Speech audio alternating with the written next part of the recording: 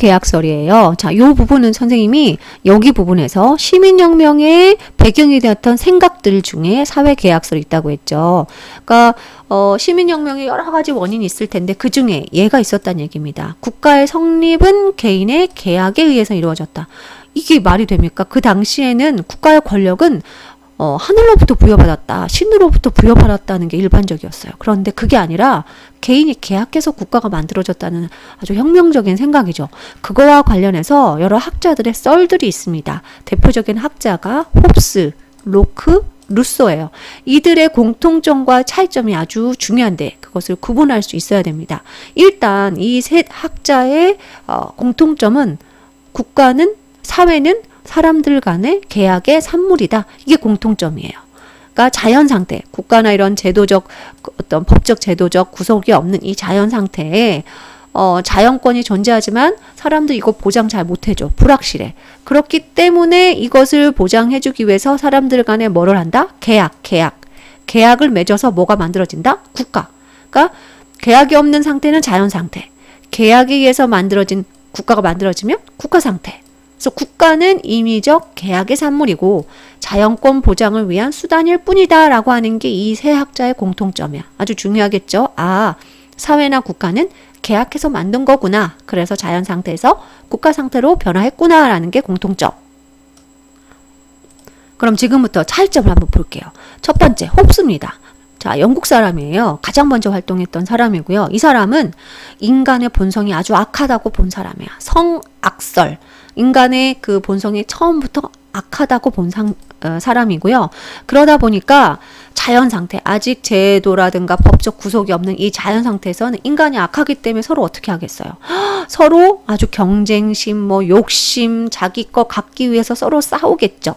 그래서 이 자연 상태에서는 홉스는 어떻다고 봤냐면 사람들 간에 서로 막 싸우는 상태, 만인에 대한 서로 투쟁하는 상태, 투쟁 상태라고 본 거예요.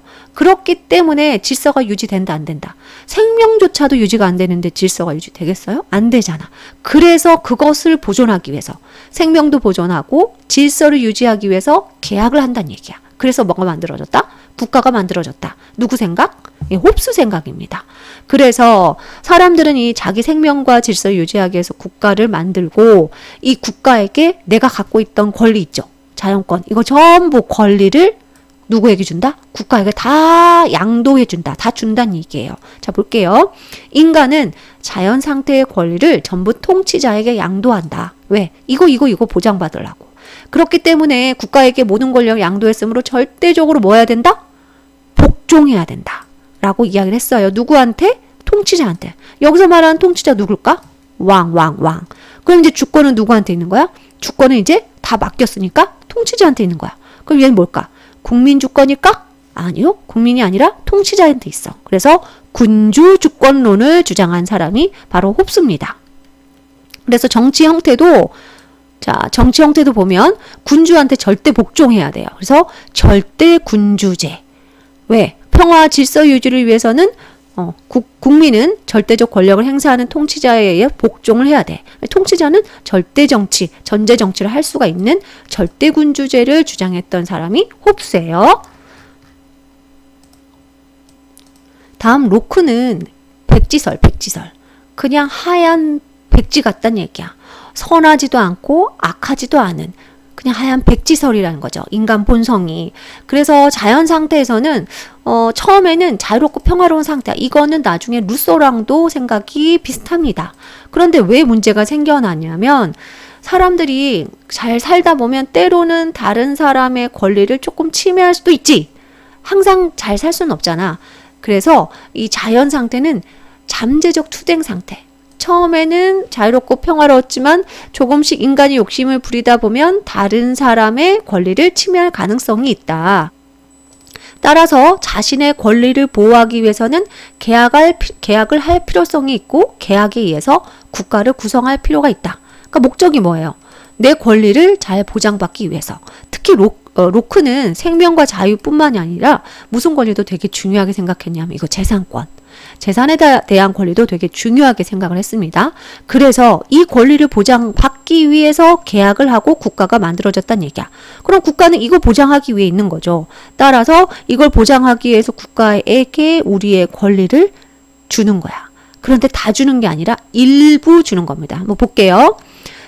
정부를 믿고 자연권의 일부만을 국민이 국가에게 맡긴다. 맡긴다는 뜻이 신탁이야, 신탁. 그래서 여기는 일부 양도설이야. 아까 홉수는 전부 양도설이었잖아. 얘는 일부만. 얘는 다 준다. 얘는 일부만. 자, 하지만 국가가 생긴 목적이 뭐예요? 이런 권리를 보장하기 위해 국가가 생겼잖아. 근데 이 국가가 이거 보장 못해.